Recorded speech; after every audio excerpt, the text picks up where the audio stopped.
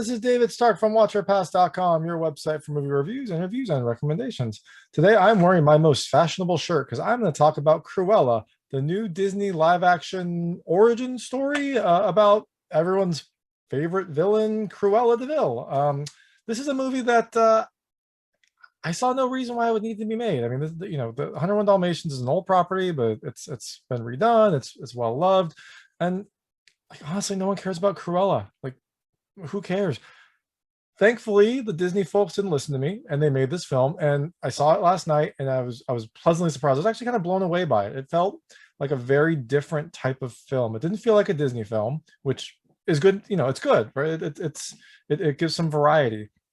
It felt like a much edgier, darker version of a Disney property, and it had a lot of things I didn't really expect in a Disney movie. I didn't really know what to expect going in, and I was very pleasantly surprised. I loved the style. I loved how kind of Disney dark. Like, it wasn't like dark, but it was a much darker kind of film than I would have expected from Disney.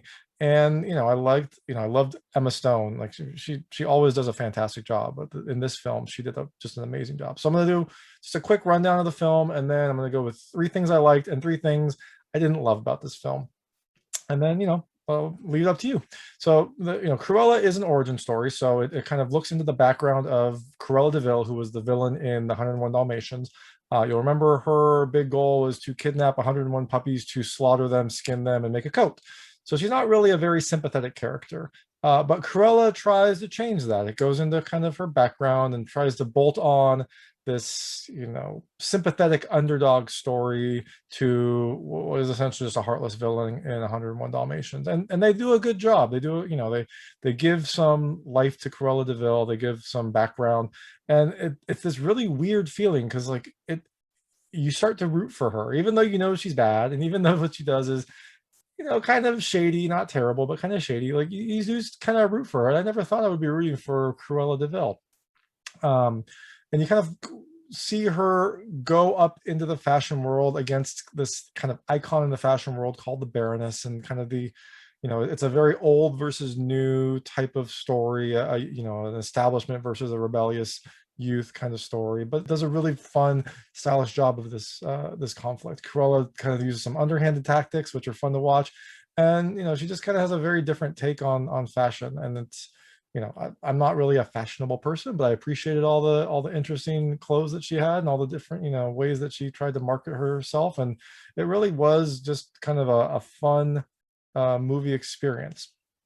So that being said, the first thing I really loved about this film is Emma Stone. I mean, Emma Stone is amazing. She's an amazing actress, or actor. She's an amazing actor, but she really kind of just pulls this movie up with her own strength of will. Like, her character, her Cruella, is just so much fun to watch, so diabolical. She kind of goes back and forth between, in the film, she's fighting between these kind of two personalities. There's Cruella, which is more of her like true nature, her scheming, kind of a little more manipulative, a little more like self-assured and confident and knows what she wants character. And then there's Estella, which is, the mask, I guess, or the character that she becomes to kind of fit in with society and not give in to her darker urges. And so she gets to kind of go back and forth.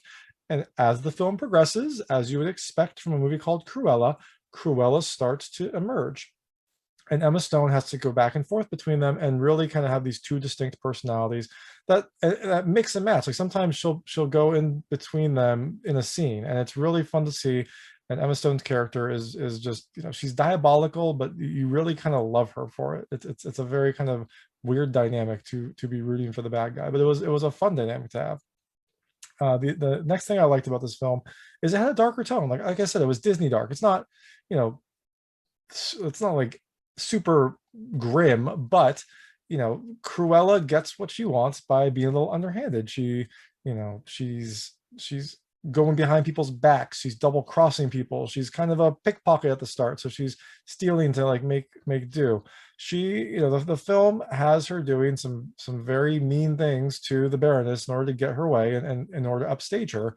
And it's a really fun to see this kind of strong female protagonist who knows what she wants and is going to do what she wants to get. I really liked that aspect. Like, I love the fact that this was, Cruella can now be kind of like a Disney princess, but it's more of like an edgy, like darker Disney princess, and I think that that's great. Like, you know, I know Disney has been trying to kind of get more types of princesses and more types of protagonists to kind of let people have a wide variety and not just kind of your typical traditional Disney princess. And Cruella is on another spectrum, and I really love that she is now part of this universe because she really is. She's more rebellious. She's more of a rock star or kind of a rocker, and she kind of does what she wants.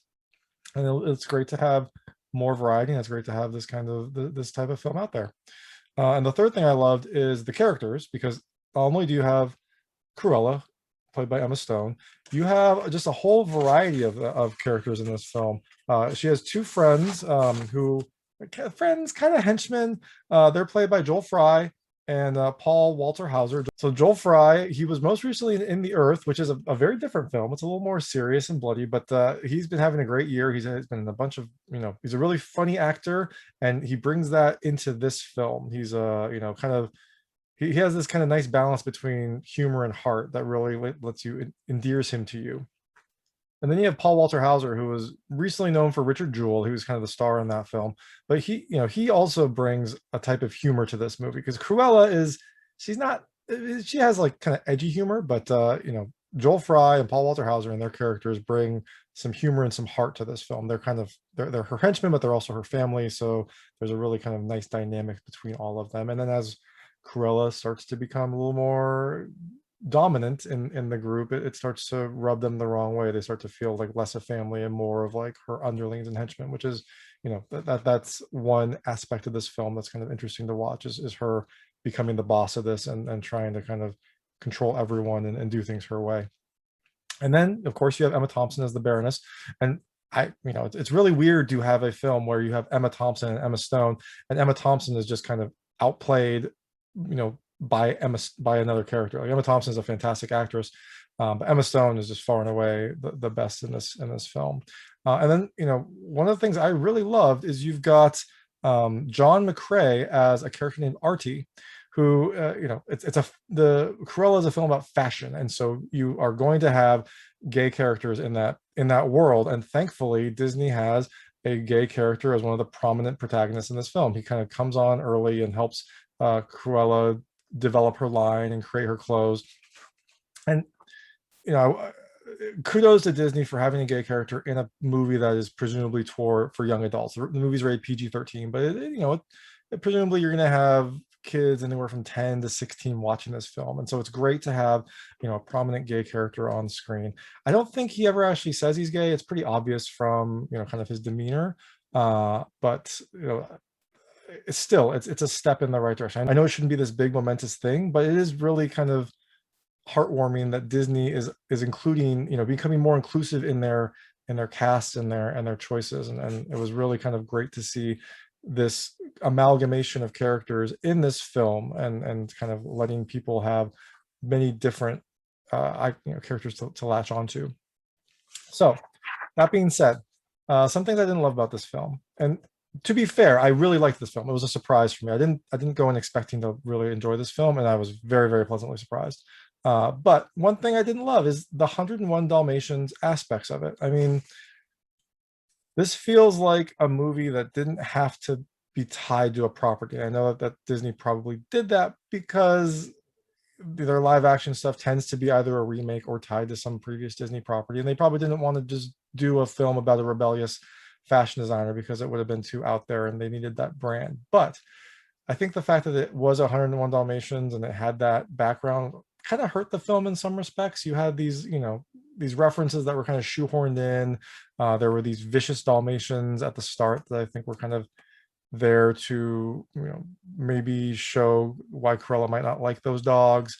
And there were some references to events that happened in the film and some references to the main dogs in the film. It just didn't seem like it was needed. Like this film could have stood on its own, I think, just as a interesting movie about a brilliant fashion designer who has this tragic past and tries to overcome it. And I think that would have been a better film, because remember, Cruella is not a good character. Like in 101 Dalmatians, she is trying to kidnap these dogs to skin them and make a coat.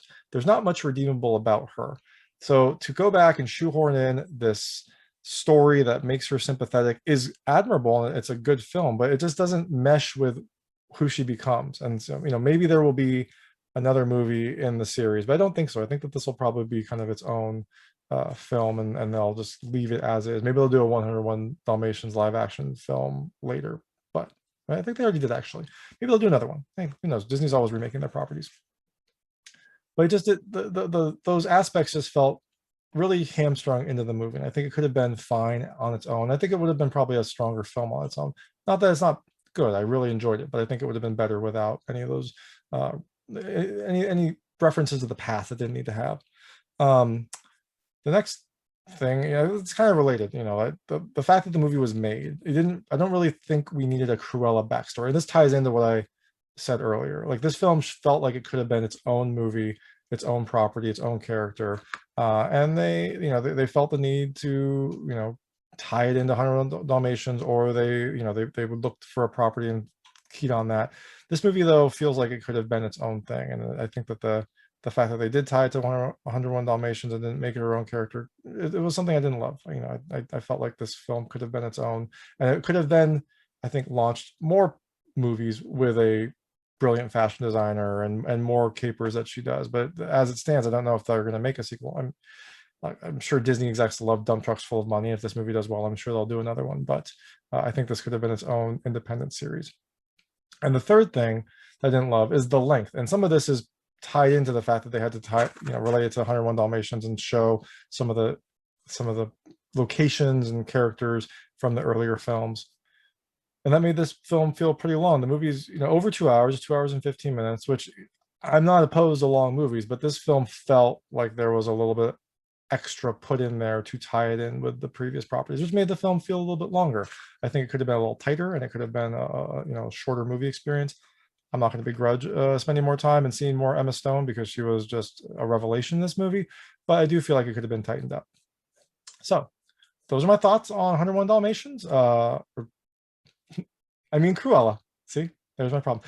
So those are my thoughts on Cruella. Overall, I liked this movie. I think it's a good property to add to Disney. I liked the kind of edgier, rebellious tone that it took, and the main character. And I think it's just good to have more types of characters. You're going to have some kids who are growing up that want to be in fashion but also love Disney, and this is a good vision for them, a movie that they can maybe relate to, or something that they can see and have references that they love in it. And so I love more films that deal with different topics and different cultures and different characters, especially coming from Disney, because it's such a stalwart in the industry. So, but that being said, there were some things that could have been tightened, but overall, I think this is a good movie to have if you have some kids that are maybe into fashion or into rebellion or into punk rock. The soundtrack was fantastic. Then go see it. And those are my thoughts. If you liked this review, please like and subscribe to this channel. It helps me a lot. Make sure all my new reviews go straight to you. And as always, please go to watchyourpast.com for all your movie reviews, interviews, and recommendations. Thank you.